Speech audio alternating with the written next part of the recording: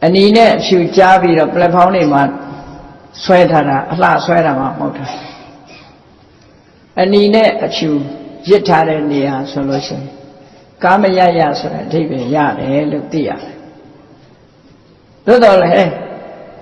ဘယ်လိုပဲအနီအဖြူတာရချင်ရတဲ့ဆိုတာဒါ traffic law ကိုမလိုက်နာတာလို့ခေါ်တယ်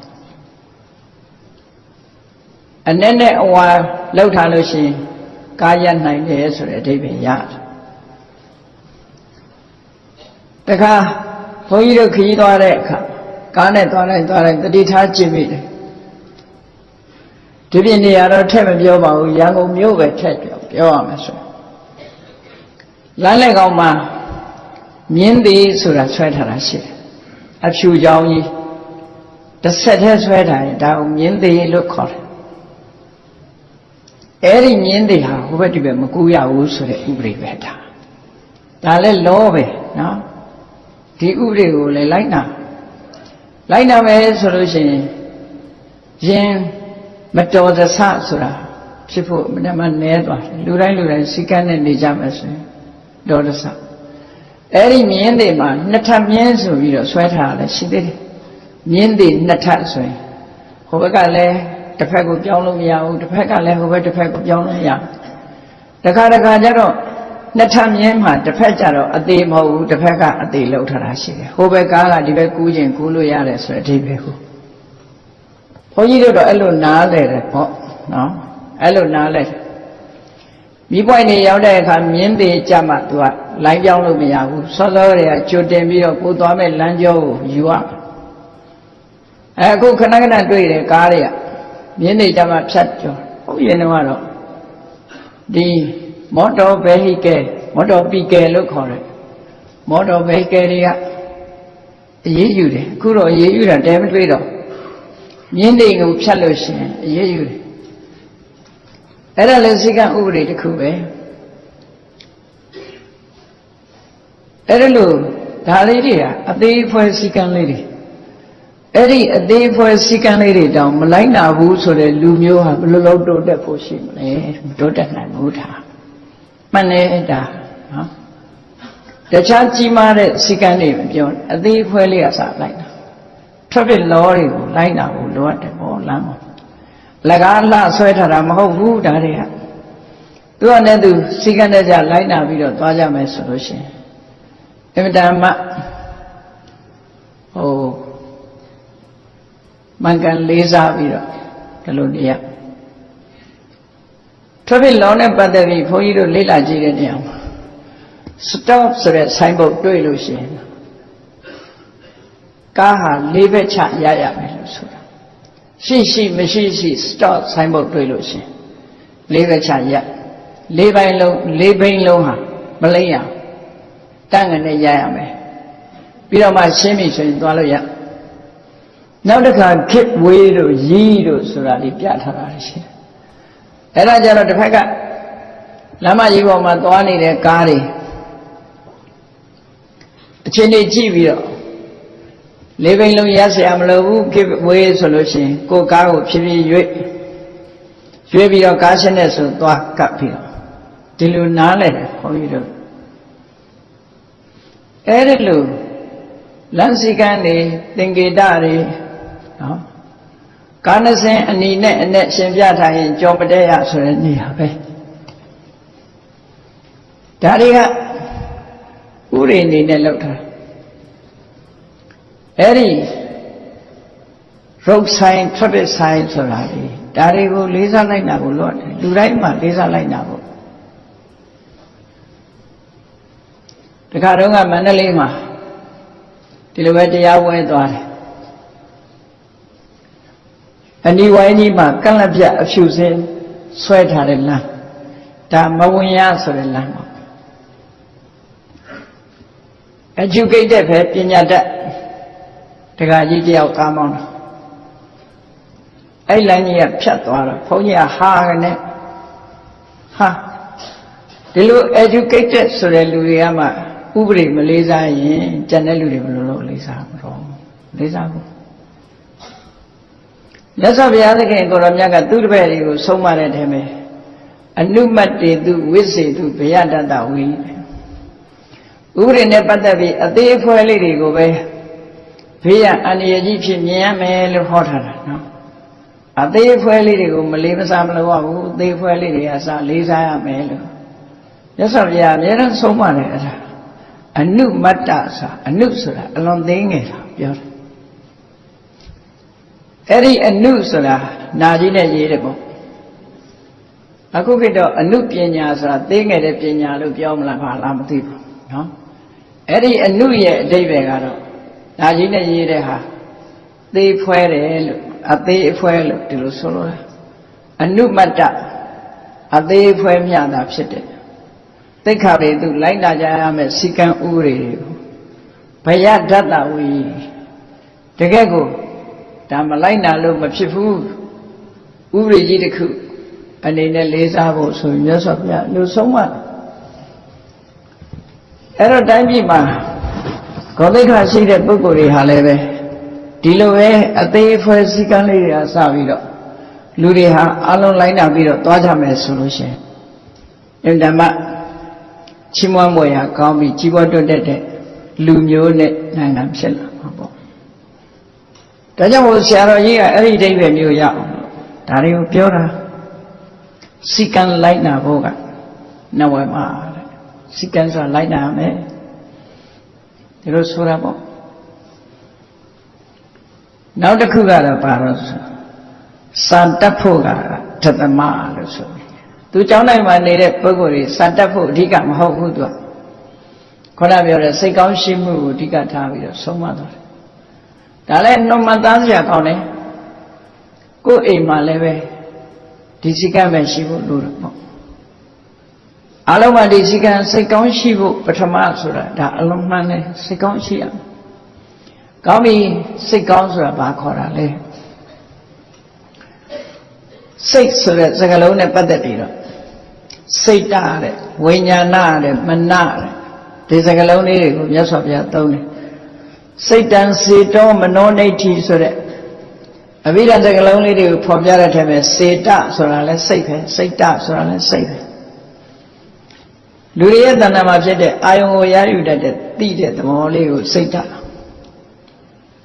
အဲ့ဒီစိတ်တဆိုတဲ့ထဲမှာသူကစိတ်ဟာ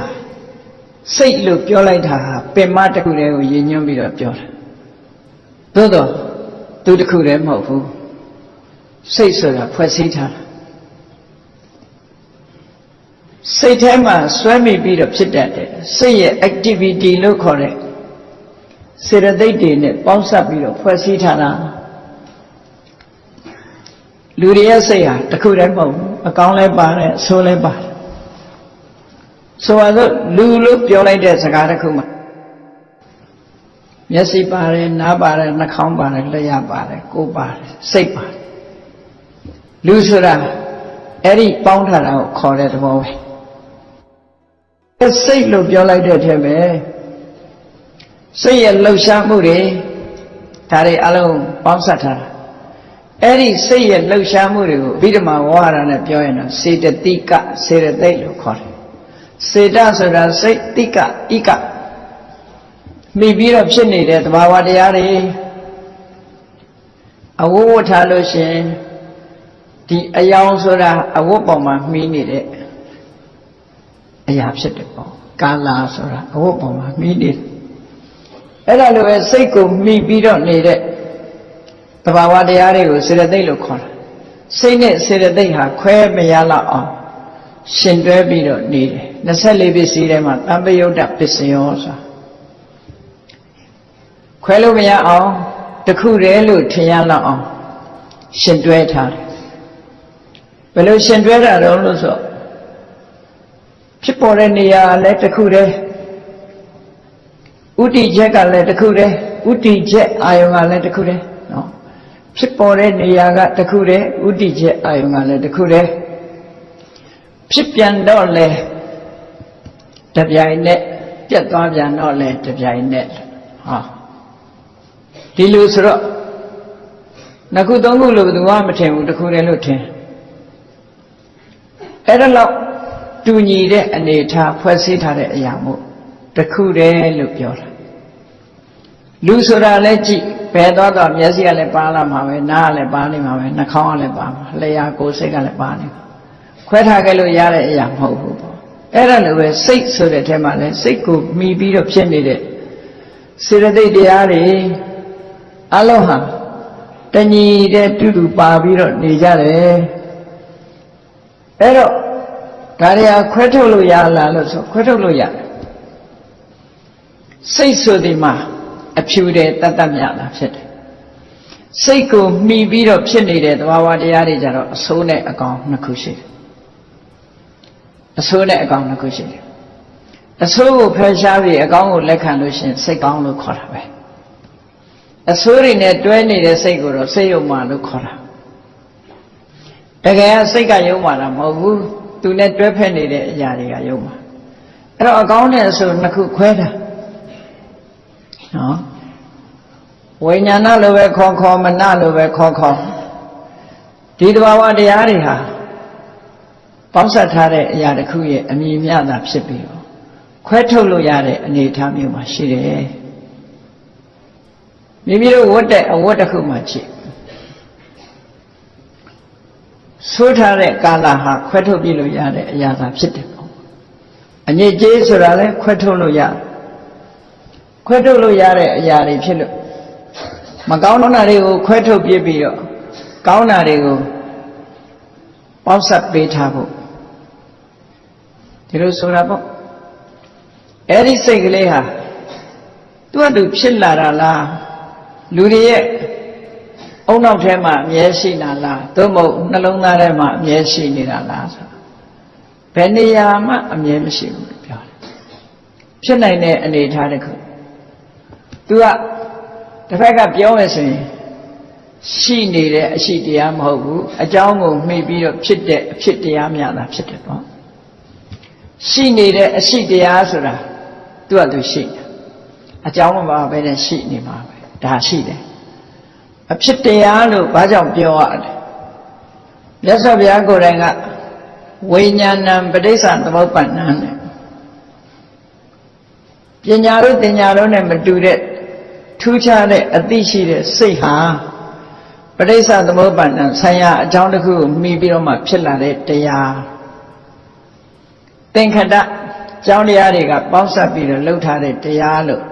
ဒီလိုဆိုတော့စိတ်ကိုအရှိတရားလို့မပြောဘဲနဲ့အဖြစ်တရားလို့ပြောတာဟာမြတ်စွာဘုရားအာဘော်နဲ့ကိုင်းညီတယ်လို့ဒီလိုပြောအရှိတရားလို့ပြောလို့ရှိရင်တော့ဖြစ်ပေါ်လာတဲ့အခိုက်အတန့်ကိုကြည့်ပြီးတော့ဖြည့်တယ်လို့ပြောရတာအိမ်ထဲမှာလူရှိနေတယ်ဟုတ်တယ်လူရှိနေလို့ရှိရင်အိမ်နေတာပဲဖြစ်ဖြစ်ထိုင်းနေတာပဲဖြစ်ဖြစ်တခုလုံးနေတာပဲဖြစ်ဖြစ်အိမ်ထဲလူရှိလားဆိုရှိတယ်နော်အဲ့တော့ရှိတာမရှိတာကအကြောင်းကြောင့်ဖြစ်နေတဲ့အရာမဟုတ်ဘူးစိတ်ကြတော့အဲ့လိုမဟုတ်ဘူးရှိနေတာလားလို့ဆိုဖြစ်လာပြီးတဲ့နောက်ကိုကြည့်မယ်ဆိုရင်အရှိလို့ပြောသို့တော့အဲ့ဒီရှိလာခြင်းဟာသူကသူရှိနေတာလားလို့ဆိုမဟုတ်ဘူးအကြောင်းတိုက်ဆိုင်လို့ဖြစ်လာတာမြတာဖြစ်တယ်ဒါကြောင့်အဖြစ်တရားလို့လည်းပြောလို့ရတယ်ဝိညာဏံပဋိစ္စသမုပ္ပန္နပဋိစ္စအကြောင်းတစ်ခုဆွဲမိပြီးတော့မှသမုပ္ပန္နဖြစ်ပေါ်လာတဲ့တရားလို့ဒါဖြင့်ဘာကိုမှီဖြစ်တာတုံးလို့ဆိုဝတ္ထုနဲ့အာယုဝတ္ထုလို့ဆိုစာလို့စကားပြောရတဲ့အခါကျတော့ဝတ္ထုဆိုတာဘာခေါ်တာတုံးဆိုစိတ်ဖြစ်ပေါ်လာတဲ့နေရာကိုဝတ္ထုလို့ခေါ်တယ်နော်တိယဝတ္ထုမိယဝတ္ထုစိတ်ဟာအမိမရှိဘဲတော့မဖြစ်ဘူးအမိရှိရဥပမာမဲ့စီတန်ဟာစီမျက်နှာပြင်ဟာထွက်လာစောင်းတန်ဟာစောင်းကြိုးကနေဖြစ်တယ်ဒါသူ့ရဲ့မိယာလို့ပြောရတယ်မိယာလို့ပြောတာ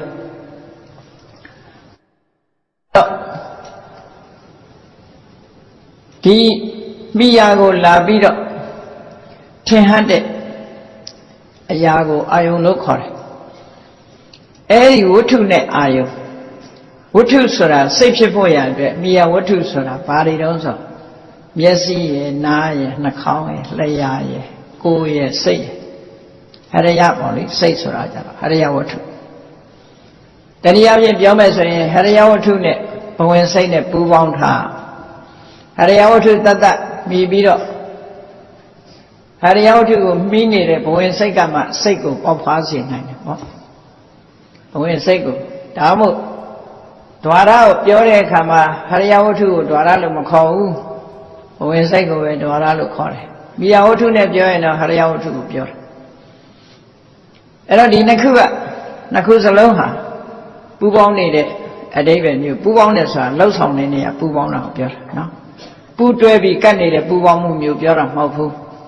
အကြောင်းပြုတဲ့နေရာမှာပူပေါင်းတယ်ဒီလိုဆိုရမှာပေါ့အဲ့ဒီမှာမြင်စရာအဆင်းအာယုံကမျက်စိ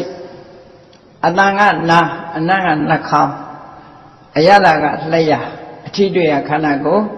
စိတ်အာယုန်တွေကဟရိယဝတ္ထုနဲ့စိတ်အာယုန်တွေကဘဝင်စိတ်မိုင်းတိုးဆိုရယ်ဘဝင်စိတ်အဲ့ဒီဘဝင်စိတ်ရဲ့မိယာဘယ်လိုဆိုဟရိယဝတ္ထုအဲ့ဒီလိုဝတ္ထုနဲ့အာယုန်နှစ်ခုဆုံပြီးလိုက်တဲ့အခါကျတော့မှဒီစိတ်လေးရဖြစ်တာအနုဆိုမဖြစ်ဘူး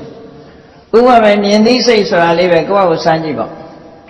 မျက်လုံးလေးနှလုံးဖွင့်ပြီးတော့ကြည့်လိုက်လို့ရှိရင်မိမိမျက်လုံးထဲမှာအဆင်းအာယုန်တစ်ခုထင်းလာတယ်မျက်လုံးရဲ့အဆင်းအာယုန်ရဲ့ဒီနှစ်ခုတိုက်ခတ်မှုကိုအကြောင်းပြုပြီးတော့မြင်သိစိတ်ဆိုတာပေါ်လာတာလေဒါဝေမြတ်စွာဘုရားကလည်းသုတ္တပါဠိတွေမှာတော်တော်များများဟောတယ်သက္ခုံသပတိသဥပ္ပိရူပိသဥပ္ပိစတိသက္ခုဝိညာဏလို့ဒီလိုဟောတာ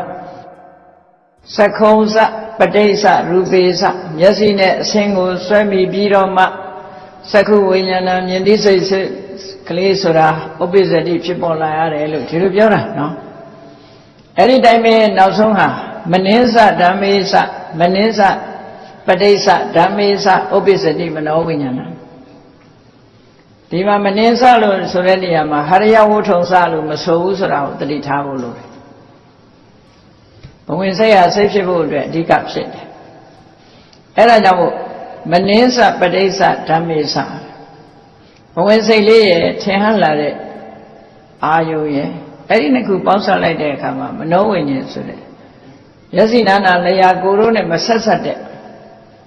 စိတ်တစ်ခုဟာဖြစ်ပေါ်လာတယ်လို့ဒါကြောင့်မို့စိတ်ဟာဖြစ်တရားအဲ့လိုဖြစ်တဲ့အခါမှာတွဲဖက်ပါလာတဲ့အရာတွေအများကြီးပဲအဲ့ဒါကြောင့်မို့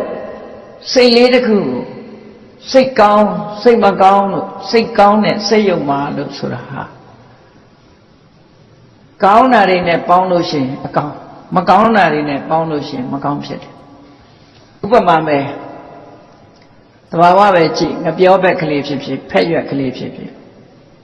နန်းကြီးငပြောရက်ဘာနာမှသိမရှိဘူးမွေးတာလည်းမဟုတ်နန်းတာလည်းမဟုတ်သို့တော့အဲ့ဒီငပြောရက်ကလေးကိုငပြောရက်ကလေးမှာငပိထုတ်လိုက်မယ်ဆိုရင်ဘယ်လိုဖြစ်တာငပိနန်းနန်းတော့ငပြောရက်ကငပိစော်နန်းလိုက်တာနဲ့ပြောကြမှာလေဒါဖြင့်အဲ့ဒီမှာစပယ်ပန်းလေးထုတ်လိုက်မယ်ဆိုရင်ဘာဖြစ်သွားဟောမွေးအဲ့ဒီသဘောကိုမှတ်ထားဖို့စိတ်ကငပြောရွက်လို့ပဲနော်ငပိထုတ်တဲ့အခါမှာစိတ်ယုံမှဖြစ်သွားတယ်နန်းတယ်ဆိုးတယ်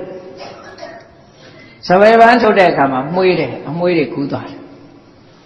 အဲ့တော့စိတ်ကိုပြောကြတဲ့အခါမှာစိတ်ကောင်းဆိုတာဘာဖြစ်လို့စိတ်ကောင်းခေါ်လဲစိတ်ကောင်းရှိရင်စိတ်မကောင်းလည်းရှိတယ်စိတ်ကောင်းတဲ့စိတ်ယုံမှပေါ့ဒီလိုဆိုတာအဲ့တော့စိတ်ကောင်းဆိုတာမကောင်းတာတွေမပါတဲ့ဟာကိုခေါ်တာမွေးကြိုင်တဲ့ဖက်ရွက်ဆိုတာအမွှေးနန္နာတွေနဲ့ပြည့်စုံတဲ့ဖက်ရွက်ပဲငပိထုတ်လို့ငပိစောနန်းတဲ့ဖက်ရွက်ကြတော့မကောင်းတဲ့ဟာလို့ဒီလိုခေါ်တာပဲအဲ့ဒီသဘောပဲဘုန်းကြီးတို့တွေအပိနနန်းနေတဲ့ဖက်ရွက်ကိုဆေးကြောတန့်စင်ပြလိုက်ရင်ရောအနတ်မပြောက်ဘူးလားပြောက်တာပဲဖယ်ရှားပြလို့ရတယ်ဒီလိုဆိုလို့လားဒီဖက်ရွက်ကလေးကတော့ကျမ်းနေမှာပဲထို့တူပဲစိတ်မှလည်းအဆိုးတွေဖယ်ပြလို့ရတယ်အနတ်ကိုဖယ်ပြလိုက်တယ်လို့ပဲဖယ်လို့ရတယ်အမွှေးချိုင်ကတော့ဘယ်သူမှမဖယ်ဘူးသေချာပေါက်ပဲနော်မကောင်းတဲ့အနန္တဖယ်ဖို့ကြိုးစားကောင်းတာဘယ်သူမှကောင်းတာကြတော့မွေးထားမှာပေါ့ လို့ဆိုဟုတ်ပြီဒါစိတ်ရဲ့သဘောကိုအဘိဓမ္မာအရာအနည်းငယ်သဘောပေါက်အောင်ရှင်းပြမြတ်စွာဘုရားကဟောတယ်စိတ်တွေတန်ကိလေထေဒုက္ခတိပါတိခင်ခါစိတ်ကလေးညင်နွမ်းနေလို့ရှိရင်အခြေအနေဆိုးလိုက်မယ်အခြေအနေဆိုးကိုပဲမျောလင်းရမယ်စိတ်တွေဝိတုဒ္ဓိဒုက္ခတိပါတိခင်ခါစိတ်လေးဖြူစင်းနေလို့ရှိရင်အကောင်းကိုပဲမျောလင်းလို့ရမယ်ဟောဒီ line နှစ် line ကိုထည့်ပေးဒါနည်းရမှာဟောတာမြတ်စွာဘုရားမကောင်းတာတွေနဲ့ပေါင်းတဲ့စိတ်ပြီးအဆိုးဘက်ကိုသွားလိုက်မယ်ကောင်းတာတွေနဲ့ပေါင်းတဲ့စိတ်ပြီးအကောင်းဘက်ကိုသွားလိုက်မယ်အဲ့ဒါကြောင့်မို့လို့စိတ်ကောင်းရှိဖို့ကပထမလို့ဆိုတာဘာဖြစ်လို့ပထမနေရာမှာထားရတော့လို့ဆိုမကောင်းတဲ့စိတ်ကလေးဝင်လာလိုက်တာနဲ့တပြိုင်နက်ဘာဖြစ်လဲမကောင်းတဲ့အတွေ့အရင်တွေးမှာပဲမကောင်းတဲ့အတွေ့အရင်တွေးမယ်မကောင်းတဲ့အတွေ့တွေးထားတဲ့ပုဂ္ဂိုလ်ကကောင်းတဲ့စကားပြောပါမလားမကောင်းတာတွေးလို့ရှိရင်မကောင်းတာပဲပြောမယ်သူလမ်းကြောင်းကဒီဘက်ရောက်သွားတယ်အေးမကောင်းတာပြောတဲ့လူကအကောင်းလုံးမလားမလုပ်ဘူးမကောင်းတာပဲလုပ်မယ်ဆိုဟောမကောင်းတဲ့လိုက်လက်ရောက်သွားစိတ်လေးကကောင်းတယ်စိတ်ကောင်းရှိဖို့ပထမစိတ်ကလေးကကောင်းတယ်ဆိုလို့ရှိရင်တော့ကောင်းတဲ့အတွေ့တွေးလာတယ်ကောင်းတဲ့အတွေ့တွေးလာတဲ့အတွက်ကြောင့်ကောင်းတဲ့အပြောမှာပဲကောင်းတဲ့အလုပ်ကိုလုပ်မှာပဲအဲ့ဒီလိုနှစ်လိုင်းရှိတယ်ဆိုတာကိုယ့်ကိုချက်ခင်လုပ်ဖို့ပဲနော်ကိုယ့်ကိုဒီအမြဲတမ်းစီးတတ်ထားဖို့လို့ငါစိတ်လေးဟာကောင်းတွေးနာလားဆိုးတွေးနာလားငါစိတ်ဟာစိတ်ကောင်းလားစိတ်ဆိုးလားဆိုတာစိတ်ယုတ်မှလားဆိုတာဆင်ញင်စဉ်းစားတတ်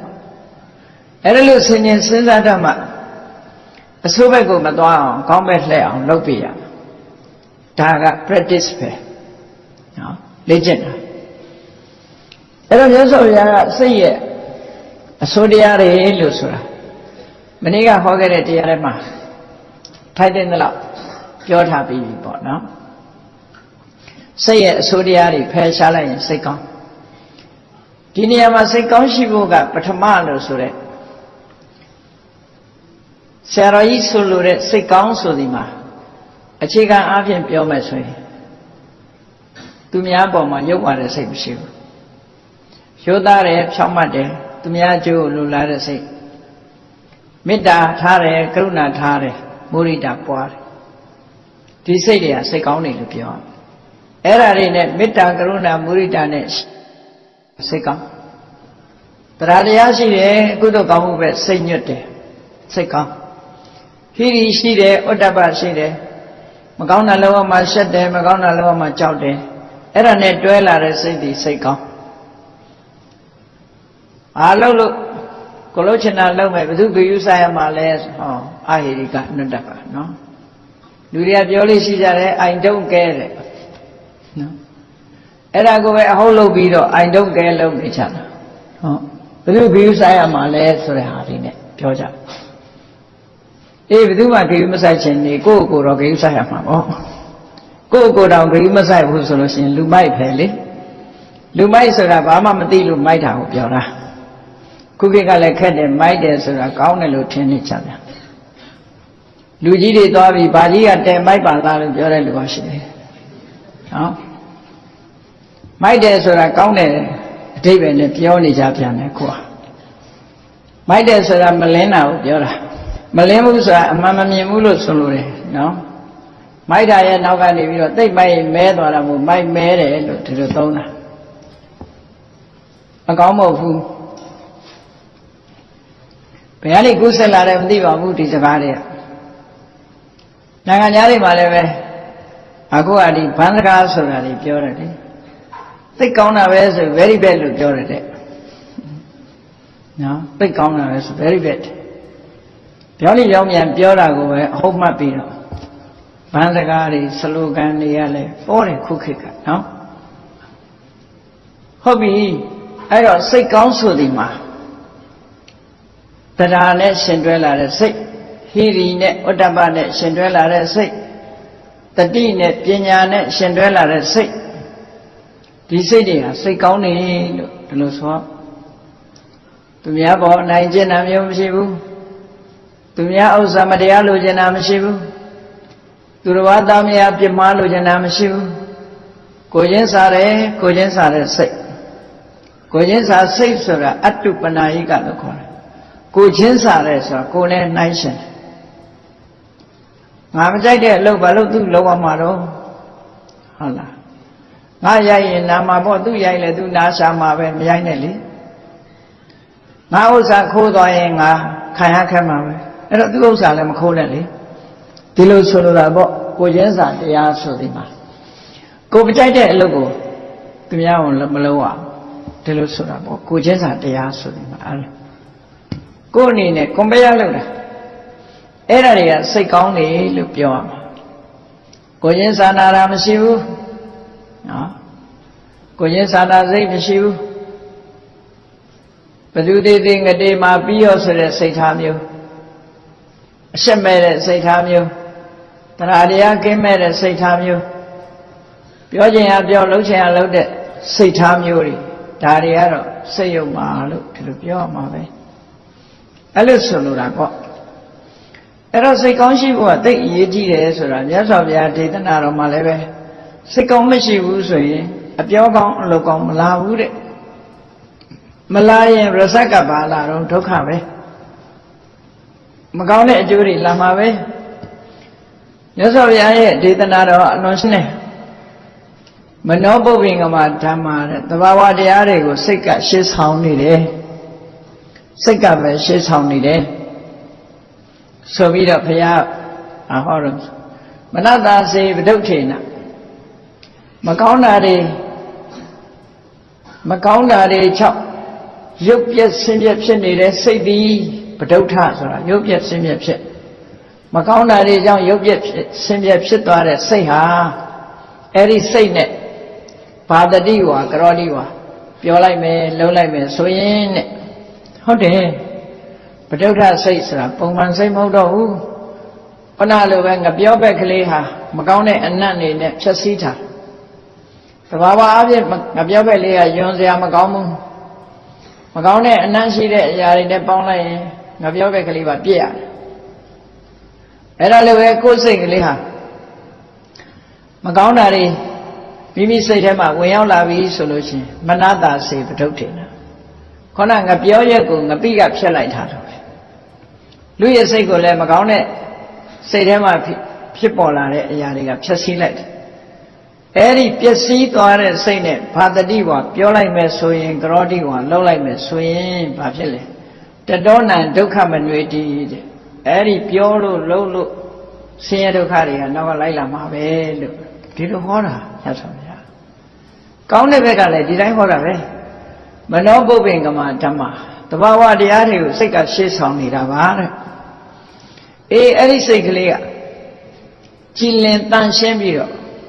ကောင်းတဲ့အနေထားတွေနဲ့ရှင်တွဲနေပြီဆိုရင်မနတ္တစိတ်ပတန်နေနဘာတတိဝါကရောတိဝါကောင်းတဲ့တဘာဝတရားတွေနဲ့တွဲဖက်ထားတဲ့စိတ်ကလေးနဲ့လှုပ်မယ်ပြောမယ်လှုပ်မယ်ဆိုရင်ဘာတတိဝါပြောလိုက်မယ်ဆိုရင်ကရောတိဝါလှုပ်လိုက်မယ်ဆိုရင်တတောနံဒုက္ခမဝိတိအဲ့ဒါလို့ပြောခြင်းလှုပ်ခြင်းကြောင့်ချမ်းသာတွေဟာနောက်ကလိုက်နေမှာပဲလို့ဒီအကောင်းကြီးကောင်းကျိုးချမ်းသာတွေနောက်ကလိုက်နေမယ်ဒီလိုဆိုတာပေါ့နော်အဲ့ဒါကြောင့်မလို့ဆရာတော်ကြီးကစိတ်ကောင်းရှိဖို့ကပထမလို့ပြောတာဘုရားတရားတော်နဲ့အညီပဲဒီစကားလုံးလေးကအလွန်ထိရောက်တဲ့စကားလုံးတစ်ခုပဲကိုယ်အိမ်တိုင်းမှာလည်းရေးထားဖို့ကောင်းတယ်မိသားစုတွေစိတ်ကောင်းရှိဖို့ကပထမတို့အိမ်မှာထမင်းစားရဖို့ကပထမမဟုတ်ဘူးစိတ်ကောင်းရှိဖို့ကပထမဒီလိုရေးမှဖြစ်ပါနော်စိတ်ကောင်းရှိမှကျန်တာတွေဟာအခြေအနေကောင်းလိမ့်မယ်စိတ်ကောင်းမရှိဘူးဆိုရင်ကျန်တဲ့ဟာတွေအခြေအနေကောင်းဖို့သိမရှိဘူးတဲ့အေးစိတ်ကောင်းလို့ဆိုဒီမှာကောင်းတဲ့အရာတွေနဲ့တွဲဖက်မှစိတ်ကောင်းမကောင်းတာတွေနဲ့တွဲဖက်ရင်စိတ်ယုံမှာအဲ့တော့ဒါတွေကိုမြတ်စွာဘုရားကမေဇိမနိကေဝဋ္ဌသုတ်တံမှာအဝတ်ကိုဥပမာပေးပြီးတော့ဟောထားတဲ့စိတ်ရဲ့အညစ်အကြေးတွေဆိုတာလဲဖော်ပြထားဓမ္မဒါယသုတ်တံမှာရှင်သာရိပုတ္တရာကလည်းစိတ်ရဲ့အညစ်အကြေးတွေဆိုတာထုတ်ဖော်ထားတယ် ဒီထုတ်ဖို့အမှုတွေကတချို့ကအဘိဓမ္မာထဲပါတယ်တချို့ကအဘိဓမ္မာထဲမှာမပါဘူးမနေ့ကအဘိဓမ္မာထဲပါတာတွေကိုပြောခဲ့တယ်မောဟအိရိကနုတ္တပဥဒိစ္စလောဘဒိဋ္ဌိမာနဆိုပြီးတော့14ခုပြောထားဒီနေ့အဲ့ဒီထဲလည်းအကုန်ပါခြင်းပါမယ်ဒီစိတ်ရုပ်မှဖြစ်ဖို့ရှင်တွဲတတ်တဲ့တရားတွေနဲ့စိတ်ကောင်းဖြစ်ဖို့ရှင်တွဲမဲ့တရားတွေတရားနှစ်ခုအခြေခံအနေစပြီးတော့ဓမ္မရာရသုတ်တံအရာစိတ်ရဲ့အညစ်အကြေးဆိုတာလေးကိုမှတ်သားဖို့လိုအပ်တော့ပေါ့အဲ့ဒီမှာစိတ်ရဲ့အညစ်အကြေးတွေနဲ့ပတ်သက်ပြီးတော့အစိုးလေးတွေကိုဖော်ပြထားတာရှိတယ်နံပါတ်1ကပါတော့ကောဓထိက္ခဏရှိရင်စိတ်တိုးတယ်စိတ်ဆိုးတယ်ဆိုရင်ကောဓစိတ်ဆိုးတယ်လူမကြဖြစ်တယ်လူတွေကတော့မဟုတ်မခံထက်မြက်တယ်လို့တော့ယူဆသေးတချို့ကဒီတိုင်းငုံနေလို့ရှိရင်လူနှုံလို့တောင်ထင်ကြသေးတယ်ကောဓဆိုတဲ့ကုသတိတိကောဓစိတ်ထဲမှာထိက္ခဏရှိအလိုမကျဖြစ်ပြီးတစ်ဖက်သားကိုရန်လုလို့တယ်အဲ့ဒီကောဓဆိုတာဘယ်လိုဟာလဲဆိုကုသနလက္ခဏောအမျက်ထွက်တယ်အမျက်ဆိုတာတုံးမှာအမျက်ဆိုတာရှိအဲ့ဒီအမျက်ဟာဒါနဲ့ခုတ်ဖို့လည်းခက်တယ်လွှမ်းနဲ့တက်ဖို့လည်းခက်တယ်နော်အဲ့ဒါလိုပဲဒေါသရှိတဲ့ပုဂ္ဂိုလ်ဟာလည်းဖြောင်းဖြူချောပြေဖြစ်ဖို့အလွန်ခက်တယ်ဒေါသရှိနေတဲ့လူတယောက်ပေါင်းရတဲ့ရအလွန်ခက်တယ်ဗမာတွေကတော့ပြောကြတယ်လူဘုစိတ်တူလှေတူပက်ခက်တယ်လူရှိရရောစိတ်မတူဘူးလားတိုးတာပဲနော်အမှန်ကတော့လူဘုစိတ်တူဆိုတာပုမစိတ်တူတာမဟုတ်ဘူးလူတော်ကြီးတွေစိတ်တူတာလည်းရှိတာပဲလူဘုစိတ်တူတဲ့လူကပုရတဲ့ထဲမှာစိတ်ကလည်းတူသေးတယ်လှေတူပက်ခက်တယ်လေကလည်းဝိုင်းချနေတဲ့လေကိုဒီလမ်းဖြောင်းအောင်ပဲ့ဖို့ရအမှန်တန်ခက်တယ်လို့ပြောတာလူဘုစိတ်တူလှေတူပက်ခက်တယ်ဘယ်ဟာပဲဖြစ်ဖြစ်ဒေါသထွက်တတ်တဲ့လူတယောက်ကိုပေါင်းရတယ်အလွန်ခက်တယ်ထိက္ခဏရှိသူကစိတ်တူပြီနော်ကျိုးကြောင်းမပြောရသေးဘူးဖြန်းကန်နဲ့ရိုက်ကုန်ဒီလိုတွေဆိုတာပေါ့နော်ကျိုးကြောင်းရှင်းပြလို့မရဘူးနားမထောင်ဘူးအဲ့ဒါကြောင့်မို့ကုသနလက္ခဏောကောတော့စိတ်တူတတ်တယ်စိတ်ဆိုးတတ်တယ်စန္ဒိကလက္ခဏောကျမ်းတယ်မဝေးတွေသွားမထိလိုက်နဲ့ရှုမွေဟောက်ကိုသွားမထိလိုက်နဲ့ခေါင်းထောင်လာဒေါသပဲအဲ့ဒီလိုဟာမျိုးတွေကဒီဒေါသဆိုတဲ့တရှုလုံးတတ်တဲ့စိတ်ထဲမှာဖြစ်ပေါ်လာတဲ့အရာတစ်ခုအာဃာတကရဏရတောတဲ့ရန်နဲ့ရန်ညှိုးဖွဲ့ထားတယ်တိမှတ်ထားတယ်နေအောင်မင်းတော့တကွေးကြတော့တွေးမယ်ပေါ့ဒီလိုဟာမျိုးနဲ့အတေးအမှတ်တွေလောက်ထားတယ်သူကတိမှတ်ခြင်းစိတ်ထဲမှာဆွဲမှတ်ထားခြင်းကိစ္စရှိပြီဒုတ္တနာပစ္စုပ္ပတ္ထနောဖြည့်စည်းတယ်သူ့ရဲ့သဘာဝဖြည့်စည်းတယ်သူများမဖြည့်စည်းရရင်ကိုယ့်ကိုပြည့်စည်နေပြီဒီလိုကနော်ဘာနဲ့ဥပမာတူတော့ဆိုရင်မစင်တုံးကင်ပြီးသူများပေါက်တဲ့လူလိုပဲဟိုလူကတိမ့်လိုက်လို့မှန်ညမမှန်မဲ့သူ့လက်တော့ပေသွားပြီသိချတယ်မိခဲကင်ပြီးတော့ပေါက်ရင်ဟိုကအပေါက်ခံရတဲ့လူကတိမ့်လို့ရတယ်သူ့တော့လောင်သွားပြီဒေါသသမားအဲ့တိုင်းပဲကိုရင်ခံရမယ်အဲ့ဒါပြောတာလားမသိဘူးကိုခံပညာဆိုတာနော်အဲ့ဒီလိုဒီလိုတရှုရှုတိုင်းတိုင်းနဲ့စိတ်တူမှုဆိုတဲ့စိတ်ထဲမှာရှိတဲ့အရာရာမှာသိခံမှုမရှိတဲ့သဘောတရားတစ်ခုဟာစိတ်ကိုဖြည့်ဆည်းတတ်တဲ့စိတ်ယုံမှကိုဖြစ်စေတတ်တဲ့အရာတစ်ခုပဲဖြစ်တယ်တဲ့စိတ်တူရင်စိတ်မတူအောင်ကိုယ့်အကိုကြိုးစားဖို့ပဲလိုတယ်ဒါဆိုလိုတာပေါ့နော်ဒီခံခြင်းခွင့်လွှတ်ခြင်းဒါတွေနဲ့ ဖြေပြောင်းအောင်ဒီမှာနောက်တစ်ခုကဘာလို့ဆိုဥပနာဟအညှို့အတိတ်ထားတယ်လို့လောကကြီးမှာဒီကနေ့အညှို့အတိတ်တွေနဲ့ကလေးသားခြေကြတာတွေအင်တန်များနေပြီနော်ကဘာနဲ့ခြေကလေးသားခြေနိုင်ငံနဲ့ခြေပြီးကလေးသားခြေညှို့တိတ်ဒါကောင်းတဲ့လက္ခဏာတွေမဟုတ်ဘူး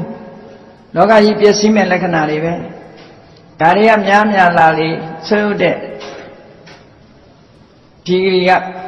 ဆွေးတဲ့ဘက်ကိုပြနေလက်တံကအဲ့ဒီဘက်ကိုညှိုးနေပြီနော်ကြောက်ကြတဲ့လူတွေက2012ခုကဘာပြက်လိမ့်မယ်ပြက်နာကိုယ့်ရင်ထဲကပြက်နာကြာလာပြင်မဲ့ကဟာသွားကြည့်နော်ကိုယ်ရင်နေတဲ့ကိုယ်ပတ်ဝန်းကျင်မှာပြက်နေတာတွေကများလာပြီအဲ့တော့ဥပနာဟဆိုတာဉာဏ်ညွှတ်ဖွဲ့တယ်ဥပနန္ဒနလက္ခဏောစိတ်ထဲမှာချီနှောင်ထားတယ်လူတယောက်မုန်းပြီဆိုရင်အဲ့ဒီအမုန်းတရားဟာရင်ထဲကမထွက်တော့ချီနှောင်ထားတယ်ဒါဆိုမေ့မဖြစ်ဘူးဝေရအပတိနေသစ္စနာရတောတဲ့ကလေးစားခြေဖို့ရန်လို့ဖို့ဘယ်တော့မှလက်မလွတ်ဘူးနော်ဘယ်တော့မှလက်မလွတ်ဘူးကလေးစားခြေဖို့အများအားတိတ်မှတ်ထားတယ်ကောဋာနုပပန္နဘာဝပစ္စုပ္ပထာနောယံညိုးနဲ့စိတ်ကိုအမြဲတမ်းချီနှောင်ထားတတ်တဲ့သဘာဝတရားလို့အဲ့ဒီလိုအညိုးအတေးတွေစိတ်တူယုံနေမကဘူးအညိုးအတေးတွေထားခြင်းဟာလည်းပဲစိတ်ကောင်းမရှိခြင်းရဲ့အကြောင်းတစ်ခုပဲဒါလည်းစိတ်ကောင်းမဟုတ်ဘူးဒီလိုဆိုတာနော်အဲ့တော့စိတ်ကောင်းရှိဖို့ကပထမဆိုတာအင်တမအရေးကြီးတာပေါ့ဒါဖြင့်ဒါလေးနဲ့ပတ်သက်ပြီးတော့စိတ်ကောင်းဆိုတာဘာပြောမလဲဆိုမေတ္တာတိခဏနဲ့ခွင့်လွတ်တယ်တိခဏနဲ့ဆိုတဲ့တရားကလည်းအာရောဒပဲမေတ္တာကလည်းအာရောဒပဲဒါမို့ခန္တီကိုစာပေကျမ်းမှာဖွင့်တယ်အာဒေါသောသို့မဟုတ်အာဒေါသပဓာနောစတ္တရောအာဒေါသပဓာနာစတ္တရောခန္ဓာတိခဏနဲ့ဆိုတဲ့ခန္တီတရားရဲ့အရာကိုကောက်တဲ့အခါမှာလည်းအာရောဒပဲကောက်တယ်မေတ္တာရဲ့အရာကောက်တဲ့အခါမှာလည်းအာရောဒပဲကောက်တယ်ဒါကြောင့်မို့လို့ခန္တီသိခဏနဲ့ဆိုတာမေတ္တာမပြတ်မေတ္တာကိုထိန်းသိမ်းဆောက်ရှောက်တာကိုခန္တီလို့ခေါ်တာပဲဒီလိုဆိုတာနော်အဲ့ဒီမှာမေတ္တာမပွားနိုင်လို့ရှိရင်မေတ္တာနဲ့ရှင်တဲ့စိတ်ဟာစိတ်ကောင်းအခုပြောတဲ့ကောဋစိတ်ဆိုးခြင်းဥပနာဟယံညိုးဖွဲ့ခြင်းအညိုးတေးတွေထားခြင်းဆိုတဲ့စိတ်ဟာစိတ်ယုံမှာတဲ့ဒီလိုဆိုလိုတယ်ပေါ့နော်အဲ့ဒါကြောင့်စိတ်ကောင်းရှိဖို့ကပထမဆိုတာကြည့်အညိုးတေးထားတဲ့လူတယောက်ဟာဘာလုပ်လဲစဉ်းစားကြည့်အပြောရင်လဲရန်လို့တဲ့အပြောပဲပြောမှာပဲလေအလုပ်လုပ်ရင်လဲအန္တရာယ်ပေးမဲ့အလုပ်လုပ်မှာပဲအကောင်းမလာနိုင်ဘူးဒီလိုဆိုတာနောက်တစ်ခုကဘာလို့ဆိုမက္ခဒီစကလုံးလေးတွေကအဘိဓမ္မာထဲမှာဝါရအနေနဲ့တိုက်ရိုက်ပါတာမဟုတ်ဘူးမက္ခဆိုတဲ့စကလုံးကခြေဖြတ်ပစ်တယ်တုတ်ပစ်တယ်ဖြတ်ပစ်တယ်ဆိုတဲ့အဓိပ္ပာယ်မက္ခဖြတ်ပစ်လိုက်တာဘာတွေကိုဖြတ်ပစ်တာလဲဆိုပရဂုဏမက္ခဏလက္ခဏောမက္ခောမက္ခဆိုတာသူတစ်ပါးရဲ့ကျေးဇူးတရားကိုဖဲ့ဘောထဲမှာရေးထားတဲ့စာတွေကိုဟုတ်လားဖြတ်ပစ်တယ်လို့ပဲနော်ဖြတ်ပစ်လိုက်တယ်လို့ပဲသူကကိုယ့်ပေါ်မှာတင်ရှိနေတဲ့သူများရဲ့ခုံကျေးဇူးတွေကိုဖြတ်ပစ်တာအတိမှမပြုတ်ရင်နဲ့နှလုံးထဲမှာအတိမှအမေကအဖေကကိုယ့်ပေါ်မှာကျေးဇူးရှိတယ်ဆိုတာဖြတ်ပစ်တယ်မှတ်မထားတော့နော်ကိုယ့်ပေါ်မှာကျေးဇူးရှိတဲ့ပုဂ္ဂိုလ်ရဲ့ခုံကျေးဇူးတွေကိုဖြတ်ပစ်လိုက်တယ်အဲ့ဒါကိုမက္ခလို့ခေါ်တယ်ဒီတရားကလည်းလုံဆိုးတဲ့တရားပဲမြတ်စွာဘုရားတုံးလို့ဆိုလို့ရှိရင်အေးမိတ်ဆွေဆိုတာမပြင်မရဘူးတဲ့မိတ်တော်ဟဝေတတ္တပရိနာဟောတိတဲ့သူတော်ကောင်းတွေကခွန်တလန်းအတူသွားဖို့ရင်ပဲမိတ်ဆွေလို့ဒီလိုဆိုတာလူမပြောနဲ့တစ်ပင်ရိပ်အောင်နားခိုနေဘူးလို့ရှိရင်အဲ့ဒီတစ်ပင်ရဲ့အရိပ်ကိုကျေးဇူးတင်ပြီးတော့တစ်ပင်ရဲ့တစ်ကိုင်းကိုမချိုးမဖျက်ရဘူးလကားသားနေရင်တချို့ကစိတ်သွားတတ်တယ်လေနော်ပန်းမင်လေးတွေ့ရင်လည်းဆွဲစိတ်သွားတာဘာအကျင့်မှမသိဘူး ဒါကအငြင်းမနေဘူးသူကသူလှနာမလှစေချင်တာလားမသိဘူးဆွဲစိတ်သွားအဲ့ဒါလို့မဖြည့်ဆည်းရဘူးတဲ့မက္ခဆိုတာသူများရဲ့ဂုဏ်ကျေးဇူးကိုဖြည့်ဆည်းတတ်တယ်တေတံဝိနာတနာရတောတဲ့သူများရဲ့ဂုဏ်ကျေးဇူးတွေကိုထောက်ဖြတ်ပြစ်တယ်ကိစ္စရှိတဒဝိသဒနာပစ္စုပ္ပထာနောဖုံးပြလိုက်တယ်ဘာမှငါပေါ်မှာကျေးဇူးမရှိဘူးဘာမှဂရုစိုက်စရာမလိုဘူးနဲ့ဆိုပြီးတော့ဖြတ်ပြစ်တာအဲ့ဒီမက္ခကျေးဇူးမတင်တဖဲနဲ့သူများရဲ့ကျေးဇူးကိုတုတ်ပြစ်လိုက်တယ်လို့ဖြတ်ပြစ်လိုက်တယ်လို့ဘောကိုနော်ဒတ်စတာနဲ့ဖြတ်ပလိုက်တယ်လို့အဲ့ဒါလို့ရေးထားတဲ့စာတွေကိုလက်နဲ့ရေးခြေနဲ့ဖြတ်ဆိုတာလို့ဖြတ်ပလိုက်တာအဲ့ဒါကိုမက္ခတရားလို့ခေါ်တာအဲ့ဒီမက္ခတရားရှိရင်လည်းပဲစိတ်ယုံမှလို့ခေါ်တယ်စိတ်ထဲမှာအဲ့ဒါဝင်နေရင်စိတ်ယုံမှအဲ့ဒါလို့မဟုတ်ဘဲနဲ့ဗာလေးလုပ်ပြီးကျေးဇူးတင်တယ်ကျေးဇူးတင်လိုက်တာနော်ကျေးဇူးတင်ပါတယ်လို့လည်းပြောတယ်တကယ်လည်းကျေးဇူးတင်အဲ့ဒါလို့ကျေးဇူးကိုသိတတ်တဲ့စိတ်ကလေးကတော့သူတော်ကောင်းစိတ်ကောင်းလို့ဒီလိုပြောတာစိတ်ကောင်းဆိုတာကျေးဇူးတင်တတ်တဲ့စိတ်ဟာစိတ်ကောင်းလို့ပြောတာနော်ကိုခေတ်ကတော့ကျေးဇူးတင်တာရင်ထဲကပါလားမပါလားတော့မသိဘူးဗာလေးလုပ်ပြီးလိုက် thank you နဲ့လုပ်လိုက်ကြတာပဲနော်တကယ်ရောကျေးဇူးတင်လာတော့မသိဘူးဟောနောက်တစ်ခုကဘာတော့ဆိုလို့ရှိရင်ပလာတတဲ့လာကြီးနဲ့ရေးတာပလာတပလာတဒါလည်းပဲစိတ်ထဲမှာရှိတဲ့အစိုးတရားတစ်ခုပဲပလာတကဘာတော့လို့ဆိုယုခက်ကဟလက္ခဏောပလာတဆိုတဲ့တရားပါဘူးနော်ဘုံမထားဘူးဆိုတဲ့စကားယုခက်ကဟဘာပဲဖြစ်သူနဲ့ငါတူတူပဲလဲဆုံးသူလဲလူပဲငါလဲလူပဲဘာကိစ္စဆရာလို့လဲဆိုစိတ်ထမျိုးအဲ့ဒါလို့စိတ်မထားဘူးတဲ့ဟောဒီလူကတော့ကိုယ့်ရဲ့တော်ရင်လည်းအသိမှပြုရကိုယ့်ရဲ့အသက်ကြီးရင်လည်းဝယဝုဒ္ဓိခုံရှိလို့ရှင်လည်းကုဏဝုဒ္ဓိ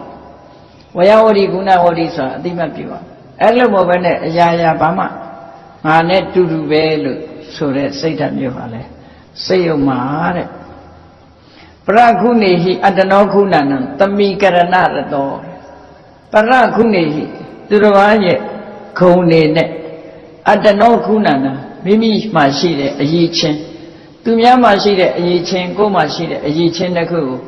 ဘာမှမထူပါဘူးကွာသမိကရဏတူတူပဲလို့ဒီလိုယူဆ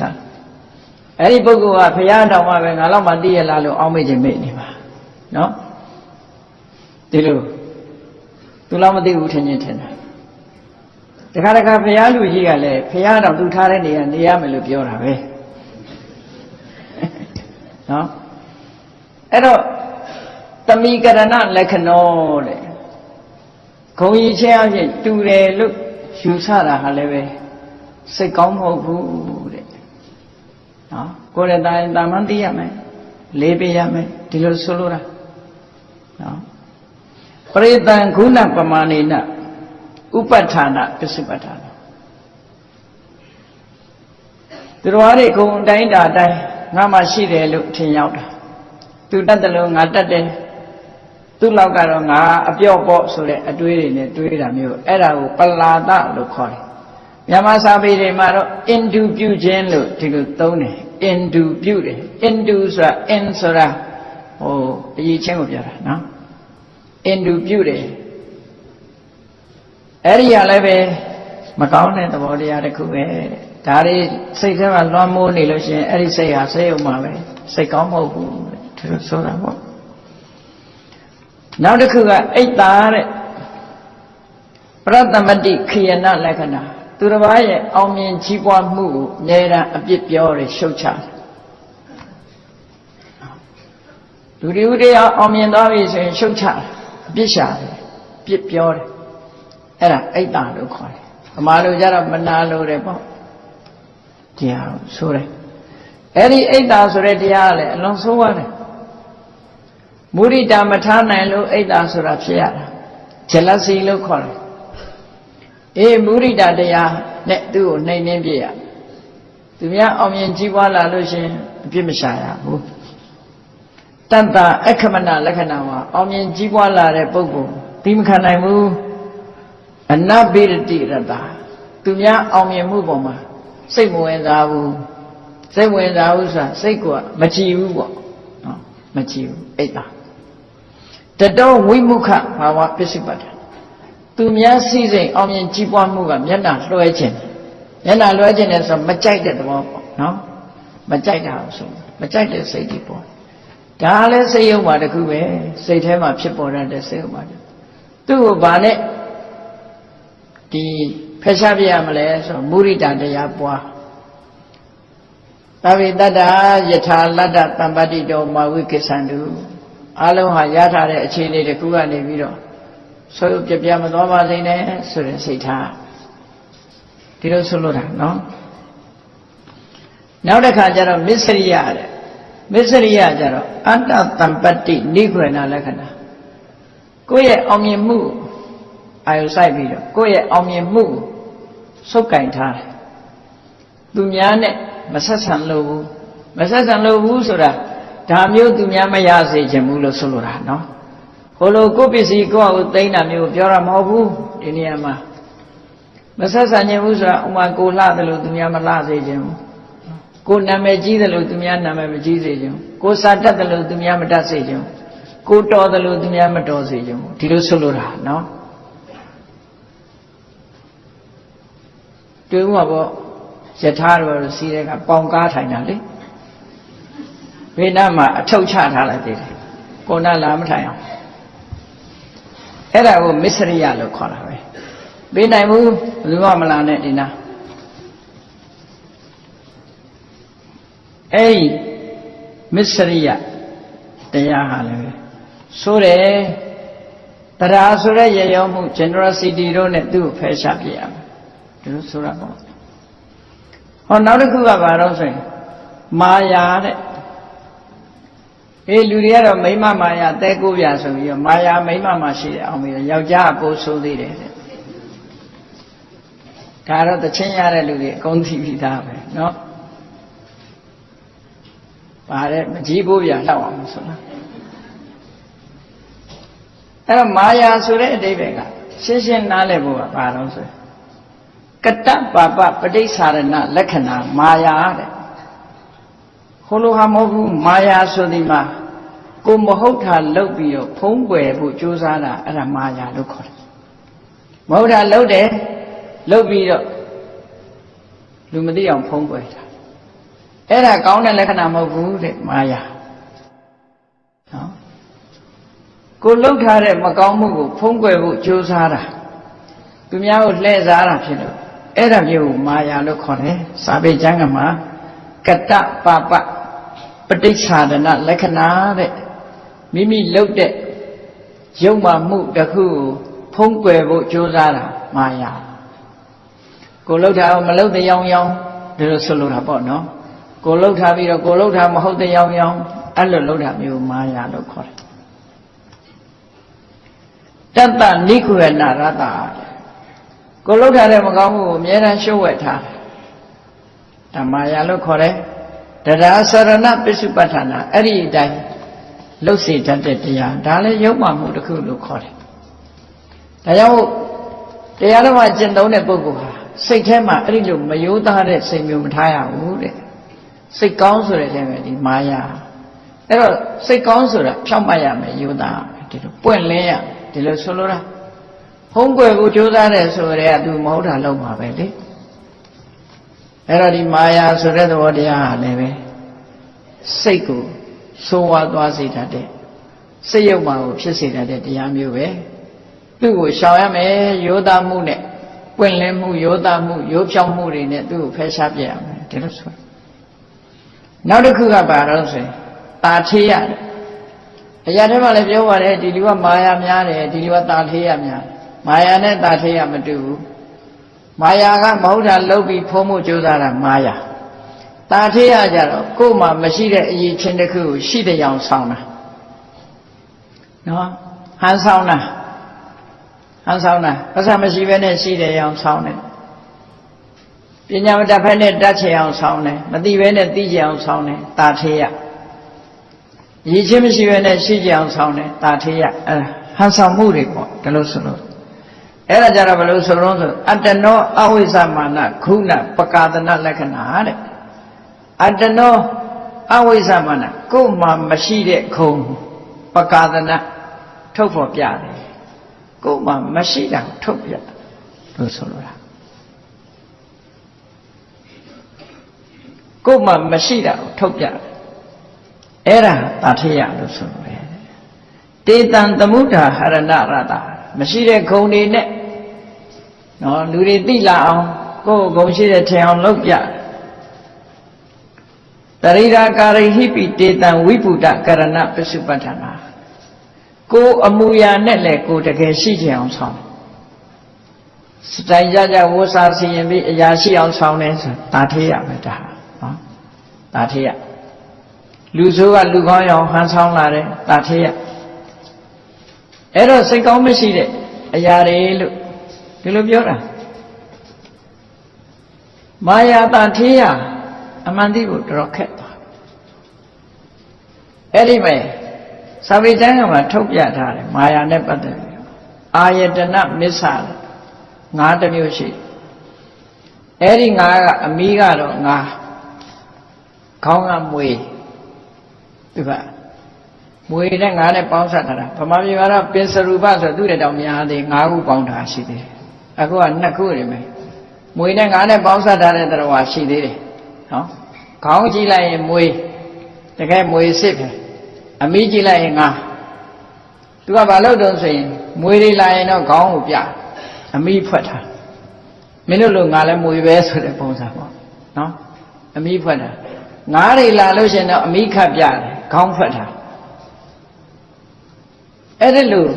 လှုပ်တဲ့၅မျိုးရှိသေးတယ်တဲ့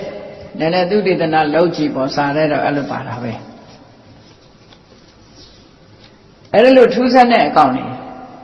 ဟန်ဆောင်တာပေါ့ဘာတော့ထောင်းရောက်ဆောင်တော့ကြီးအကြောင်းဆိုတာတွေဘာတွေကြားဦးတယ်ပေါ့လား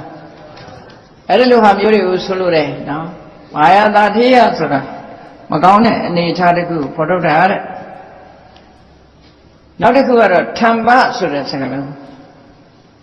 ထမ္ပဆိုတာစိတ်တတဥဒ္ဓမာတဘာဝလက္ခဏာမာနတစ်မျိုးပဲထမ္ပဆိုတာခက်ထန်တယ်မယိုကျိုးနိုင်ဘူးလူကြီးသူမရှိကုန်းမသွားနိုင်ဘူးကုန်းလို့မရဘူးလေဘာလဲဥမာတူလို့ဆိုတန်ချောင်းကြီးမြို့ထားတဲ့စပယ်ကြီးမွေဘယ်လိုလုပ်ခွေလို့ရအောင်သူကလည်းမာနာကြီးကိုမြို့ထားသည့်အတွက်ကြောင့်လူကြီးသူမတွေရှိမှခေါင်းလေးမော့လဲလေးကြော့ပြီးသွားမကုန်းနိုင်ဘူးတဲ့မလေးစားနိုင်ဘူးလို့သူဆိုတာပေါ့အဲ့ဒါထမ္ပလို့ခေါ်တယ်အပဋိတ္တယဝဋ္ဌိရတော့ဘယ်သူမှဘိုးမထားဘူးဆိုတဲ့သူကဘု ဗီယူဆိုင်ရမှာလဲဆိုရယ်စိတ်ဓာတ်ထားတယ်အမတ္ထဝတ္တပစ္စုပ္ပတ္ထံနုညံမှုတိမ်မွေးမှုပျော်ပြောင်းမှုမရှိဘူးတဲ့အလွန်ခက်ထန်တဲ့မောက်မာတဲ့အနေအထားမျိုးရှိတယ်ဒါလည်းစိတ်ကောင်းမဟုတ်ဘူးလို့ဆိုလိုတယ်ဒါလည်းဖယ်ရှားပြရမယ်စိတ်ကောင်းနှလုံးကောင်းမွေးပြီးဖယ်ရှားပြနောက်တစ်ခုကဘာလို့ဆိုသာရမ္ပကိုမြန်မာစာပေမှာချုပ်ချယ်တယ်လို့ပြောတယ်အဓိပ္ပာယ်သိမပေါ်ဘူးအဲ့တော့ဒီမှာဆိုလိုတာကသာရမဆိုတာကရဏုတ္တရိယလက္ခဏောသာရမောတဲ့သူကဘာလဲဆိုရင်သူလုပ်ရင်သူ့တဲ့ပို့ပြီးတော့လုပ်ပြမယ်ဆိုတာမျိုးနော်သူကတစ်ချက်ဆိုငါနှစ်ချက်လုပ်ပြဒီလိုဟာမျိုးပေါ့လေတကယ်လုံနိုင်တာမလုံနိုင်တာအသာထားသူများတယ်သူတစ်ခုလုပ်ရင်ငါနှစ်ခုလုပ်မယ်ဆိုတာမျိုးအဲ့ဒါလို့ဂုံတုဂုံပြိုင်သူကတကယ်ရည်ချင်းမရှိပဲနဲ့ကိုယ့်ကိုမြင့်တင်ပြီးတော့လှုပ်တတ်တဲ့သဘာဝတရားကိုသာရမလို့ခေါ်တယ်ဒါလည်းစိတ်ကောင်းမဟုတ်ဘူးဝိပဿနိကတာရသောဘယ်တော့ပဲဖြစ်ဖြစ်ဆန့်ကျင်မဲ့လှုပ်တယ်တိုင်လျောညီတွေမရှိဘူးနော်အခါရဝပစ္စုပ္ပတ္ထနာဘယ်သူ့ကိုမှမလေးစားဘူးဆိုတဲ့စိတ်ရှိတယ်ဟောနောက်တစ်ခုမာနဒါတော့ထင်ရှားပါတယ်ဩနတိလက္ခဏော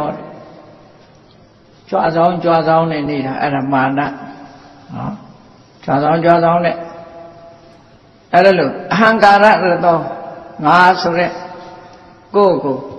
ငါကွဆိုတဲ့အမှုရာရှေ့တန်းတင်ပြီးတော့လှုပ်တတ်တယ်ဩဒုမာတဘာဝပစ္စုပ္ပတ္ထနောအမြဲတမ်းကိုယ့်ကိုစိတ်ကြီးဝင်နေတဲ့သဘောလို့ဆိုလိုတယ် အတိမာနဆိုတာကြတော့သူ့ရဲ့ပိုပြင်းထန်တယ်လို့ဒီလိုမှတ်နော်ပိုပြီးတော့မောက်မာတယ်ပိုပြီးတော့စိတ်ကြီးဝင်တယ်အဲ့ဒါအတိမာနဒါတွေကလည်းစိတ်ကောင်းမဟုတ်ဘူးလို့ဒီလိုပြောတာနောက်တစ်ခုကတော့မထဆိုတာမတ္တဘာဝလက္ခဏောမတော်ရှင်မှုတယ်ဂျာတို့လေးရလည်းပဲရှင်မှုတယ်လက်ဆံလေးချမ်းသာလည်းရှင်မှုတယ်ဘယ်ရာပဲဖြစ်ဖြစ်ဒီရထားတဲ့အခြေအနေလေးတစ်ခုပေါ်မှာရှင်မှုပြီးတော့နေတဲ့အရာနော်အဲ့ဒါကိုမထလို့ခေါ်တယ်မတက္ကဟရတောတဲ့ရစ်မှုတွေကိုယ့်ကိုရစ်မှုနေတဲ့သဘောတရားတွေကိုဖြစ်ပေါ်စေပြီးတော့ဩမာဒပစ္စည်းပဋ္ဌာနောအယူလိုပဲတဲ့ crazy ပေါ့နော်တူတယ်လို့မရှိဘူးဆိုပြီးတော့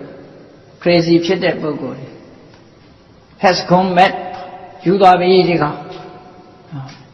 စိတ်ကအဲ့ဒါယူနေတာပုံစံမျိုးဖြစ်တာအဲ့ဒါမထလို့ခေါ်တယ်နောက်ပမာဒဆိုတဲ့သဘောတရားကြတော့ပါတော့ဆိုကာမဂုဏ်အာယုန်ဒီပေါ်မှာစိတ်ကိုလွတ်ထားတယ်ပြောစရာပဲစဉ်းစားမယ်တရားဘက်ကိုခေါင်းမလားမလဲဘူးပြောဖို့ပဲစဉ်းစားနေတယ်ကာမဂုဏ်အာယုန်ဒီဘက်မှာပဲစိတ်ကိုလွတ်ထားလိုက်ပြီးတော့ပြောနေတည်ခဲဆိုတဲ့အတွေးမျိုးတွေတွေးထားပြီးတော့အေးပြောနေပြောအိပ်ပြောစားပြောတာကိုရှားနေတယ်အဲ့ဒါမျိုးကိုပမာဒလို့ခေါ်တယ်ဝတ္တကလက္ခဏောပမာဒောအားလုံးကိုစွန့်လွတ်ထားတယ်ဝတ္တကနုပ္ပါဒနာရတောအဲ့လိုစွန့်လွတ်ထားမှုကိုဖြစ်ပေါ်စေပြီးတော့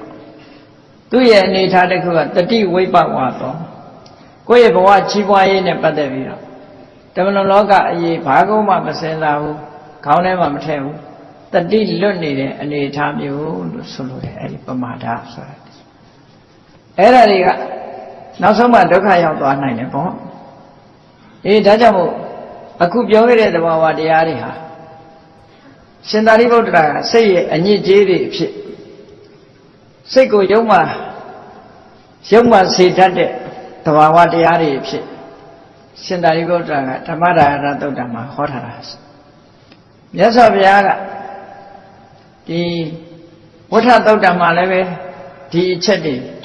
ထည့်သွင်းပြီးတော့စိတ်ရဲ့အညစ်အကြေးတွေဖြစ်ဟောကြားထားတာရှိတယ်အဲ့ဒါတွေကိုတန်ရှင်းနိုင်မှစိတ်ကောင်းဆိုတာဖြစ်မယ်နောက်ဆုံးမှာစိတ်ကောင်းဆိုတာဘယ်ကြမှာစိတ်ကောင်းအစစ်ဖြစ်သွားလဲလို့ဆိုကိလေသာတွေလုံးဝကုန်သွားပြီးတော့ဝိတုဒ္ဓစိတ်ဓာတ်လုံးဝဖြူစင်သွားပြီဝိမု ക്ത စိတ်ဓာတ်လုံးဝကိလေသာတွေကလွတ်သွားပြီဆိုတဲ့ယဟန္တာပုဂ္ဂိုလ်ရဲ့စိတ်မျိုးကြတော့မှတကယ်စိတ်ကောင်းဒီလိုဖြစ်မှာပေါ့နော်အဆင့်လိုက်အဲ့ဒီလိုစိတ်ကောင်းရှိဖို့ဟာတို့တွေကြိုးစားအထောက်ကြရမှာဖြစ်တယ်ဒါကြောင့်မို့ဘဝမှာကောင်းတာတွေဖြစ်ဖို့အတွက်စိတ်ကောင်းရှိဖို့ဟာအမှန်တမ်းအရေးကြီးတယ်စိတ်ကောင်းရှိမှပြောတာကောင်းနိုင်မယ်လောက်တာကောင်းစိတ်ကောင်းမရှိဘူးဆိုရင်အပြောနဲ့အလောက်ဟာလည်းလွဲမှားသွားနိုင်တယ်လို့ကိုယ်စီသဘောကျပြီးတော့တရားချစ်ခင်သူတော်စင်ပြိဿများအနေနဲ့စိတ်ကောင်းရှိဖို့ပထမဆိုတာခေါင်းထဲမှာဆွဲမှတ်ထားပြီးတော့တို့တွေရဲ့တဏ္ဍမှာအကယ်၍စိတ်ယုတ်ပါကိုဖြစ်စေတတ်တဲ့သဘာဝတရားတွေတွေးရှိလာလို့ရှိရင်ဒါတွေဖယ်ရှားဖို့ကြိုးစားရမယ်ကောင်းမြတ်တဲ့သဘာဝတရားတွေနဲ့တည်ဆောက်ရမယ်လို့နှလုံးသွင်းပြီးတော့စိတ်ကောင်းရှိအောင်ကြိုးစားအားထုတ်နိုင်ကြပါစေကုန်သတည်း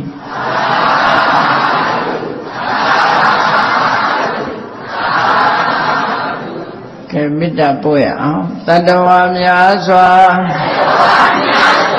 ဖေးရန်กว่าချမ်းသာကြပါစေ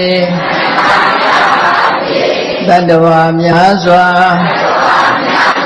ဖေးရန်กว่าချမ်းသာကြပါစေမေတ္တာရေချမ်းသုံးငါဖြံငြိမ်းချမ်းကြပါစေမေတ္တာရေချမ်းသုံးငါဖြံ ငြိမ်းချမ်းကြပါစေသက်ရှိကျမ်းမာစိတ်ချမ်းသာလူရဆန္ဒပြေပါစေသက်ရှိကျမ်းမာစိတ်ချမ်းသာလူရဆန္ဒပြေပါစေဖုံလန္တာဒုက္ခပင်ကစားမေတ္တာပုံနေတုသင်္ကမမနောတရတိတဝေတံပဝါယံတုဒုက္ခနကမေတ္တာပုံနေတုသင်္ကမစုပေါင်းပုအပ်မေတ္တာရဟုရောင်ယူပဝင်းငွေလာမင်းနှင့်ရောင်ခြင်းရှဲယုံပေါင်းဆောင်ရခြင်းကြောင့်သဗ္ဗေတံကျွမ်းမဲ့ဥသုံးလုံးစုံများစွာတတ္တဝါတို့၏မနောတရသည်မြင်မြတ်ဖြူစင်အေးကြည်လင်းသည့်ရေစဉ်ပြည့်တင်းစိတ်နှလုံးတည်ဟုသောရေအိုင်ကြီးအတွင်း၌